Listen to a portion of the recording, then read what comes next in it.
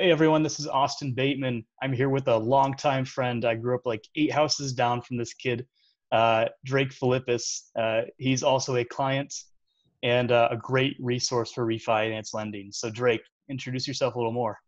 How you guys doing? My name is Drake Filippis. I'm a Triple Crown banker here at Rocket Mortgage, Quicken Loans. I've been with the company coming on 7 years actually, and I just specialize in refinance transactions. So I can help out with purchases like Austin does, but I just touch on refinance. I think that's what we're going to talk about today.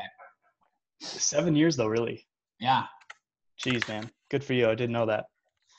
Yeah, so Drake, you do a lot of refinance, and I'm making videos for a lot of my buyers and my sellers right now, but some of this stuff needs to pertain to my past clients, people who already have homes and people who are trying to figure out their financial situations. So, to my current homeowners, why should people refinance? Why would they refinance?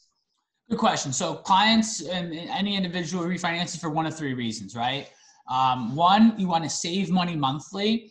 Two, you want to take cash out of the equity. And three, you just want to shorten your term maybe. Okay. So right now I'm seeing two maximums, two extremes. One, a lot of people need to save money. And when I talk about save money, it's not a bad situation to take a higher interest rate to purchase the home, maybe high fours, low fives, to put less money down and then refinance in the future. And that's what I'm seeing. A lot of clients bought in 2018, 19, rates high fours. Now rates are lower and they can just save money. Additionally, there's also opportunity if you've grown equity, you have credit card debt, you can consolidate that credit card debt and save money on a monthly basis. So that's really the main reason I'm seeing clients refinance right now. But on the other aspect of it, because rates are so low, a lot of clients are reaching out saying, hey, can I just get a lower interest rate to pay less over the life of the loan, save money, but they're not maybe in the bind where they need to save money on a monthly basis because their job might not be paying. And then the last aspect, maybe you have a ton of equity and you need to pull cash out. You can take that money, invest in the stock market, put renovations in your home, or maybe you want to buy another home, an investment property in the next 6 months to a year, because there's going to be a lot of opportunity in this next 6 months to be purchasing. Absolutely, yeah.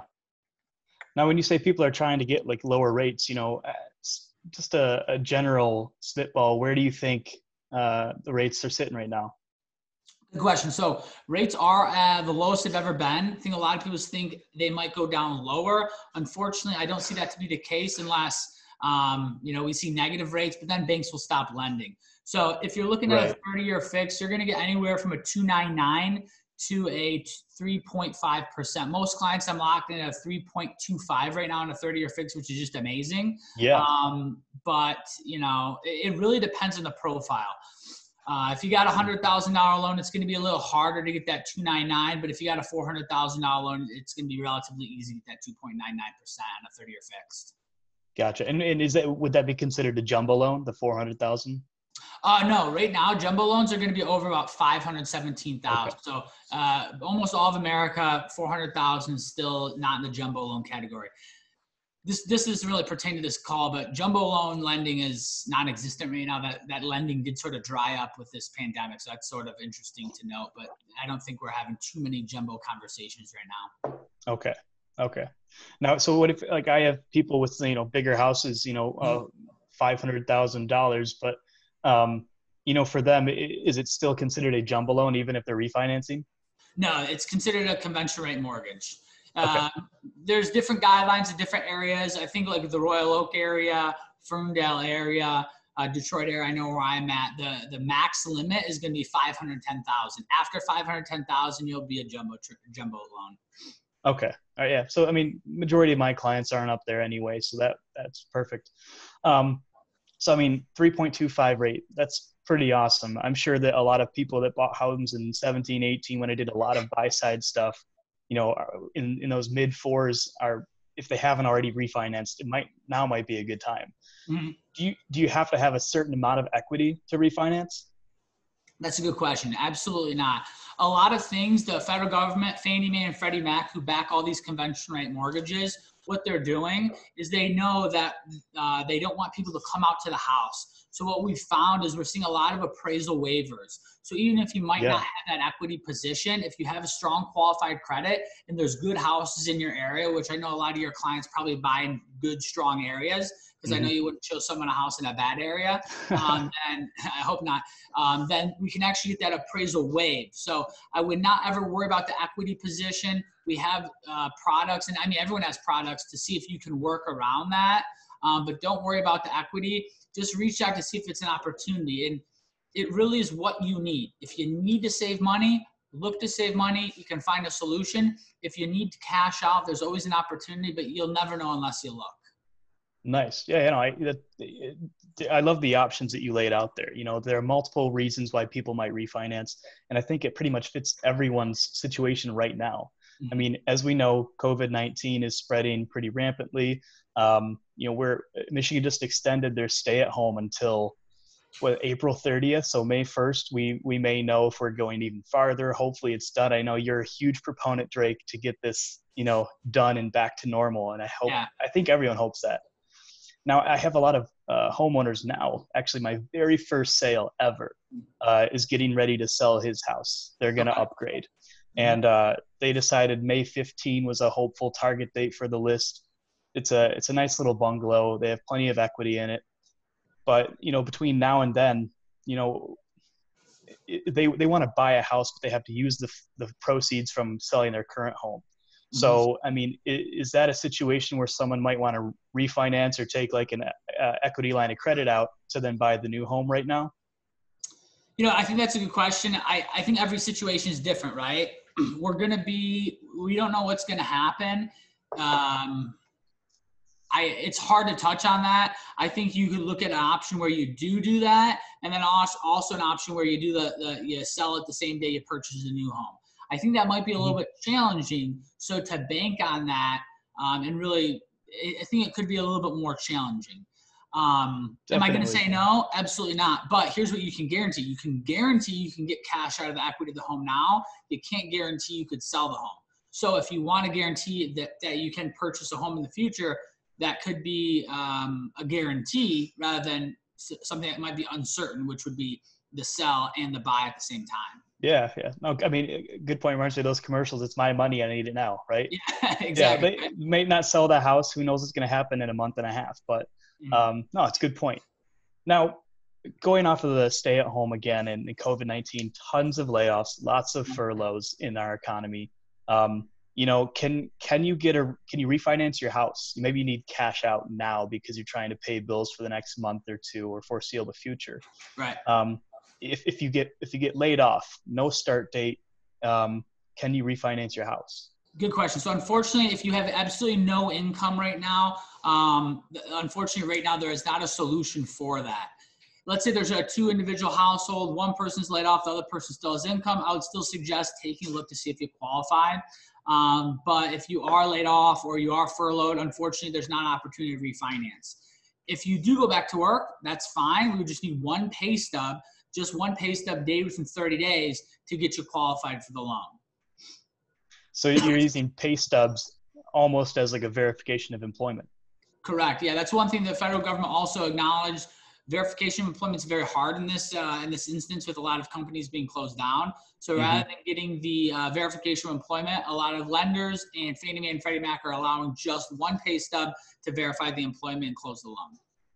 That's solid for someone who's coming off of maybe they lift this come May and someone gets their job back pretty quickly.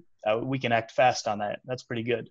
Yeah. Now, one thing I would say, just touch on that too, also. One thing I would say, if you're looking to purchase in the next year and you aren't able to pay your mortgage, a lot of lenders are offering forbearance programs.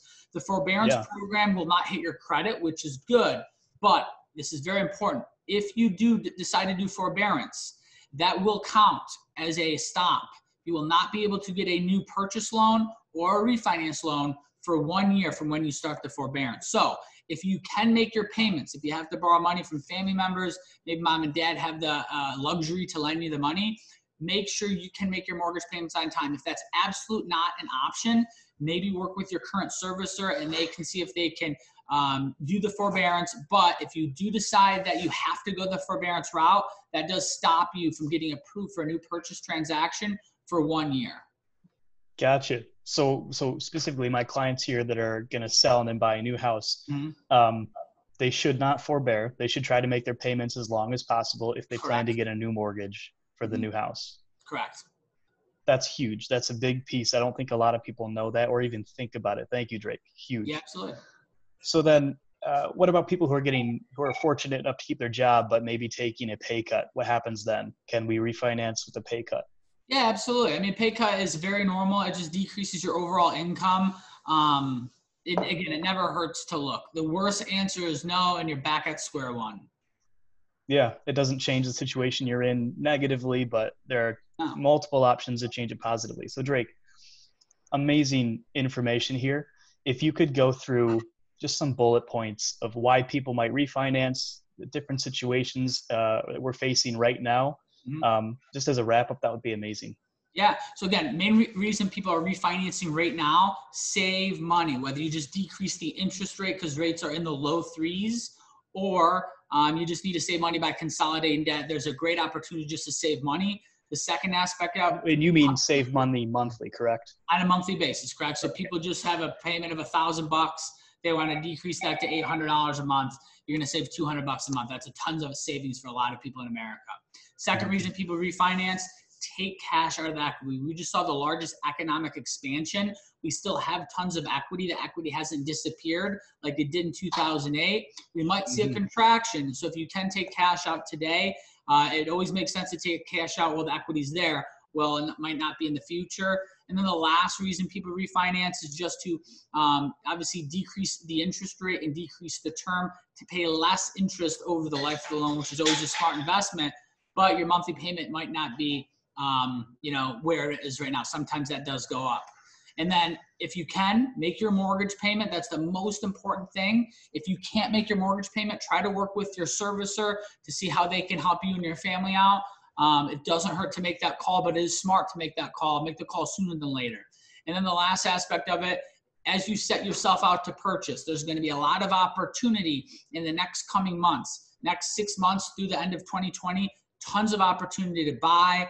Will values drop? They might drop a little, but you're not going to see something like you did in 2008. You might see something, a few $1,000s, $5,000, but that's the maximum. So don't bank on you're seeing, $50,000 price home drops. That's just not going to happen.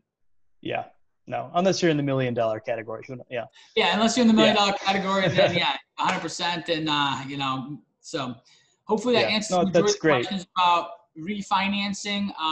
If you need any, if you have any questions, I'm just going to give my shameless plug. My direct phone number is 313-338-2476, or you can email me at drakefilippis@quickenloans.com, and I'm going to ask Austin just to put that in the link as well. Absolutely. I'll put all your information in there. So again, Drake, thanks for being here. I think the takeaway from this, guys, is that there's equity now. We don't know where values will be down the road. We don't see a huge swing in value, but for right now, you can take equity out and the values are still there. So again, Drake, thanks for having you on, and I'll put all your information down there. Beautiful. Thanks, man. Hey, Austin, good luck. You guys have a good rest of the day. Bye now.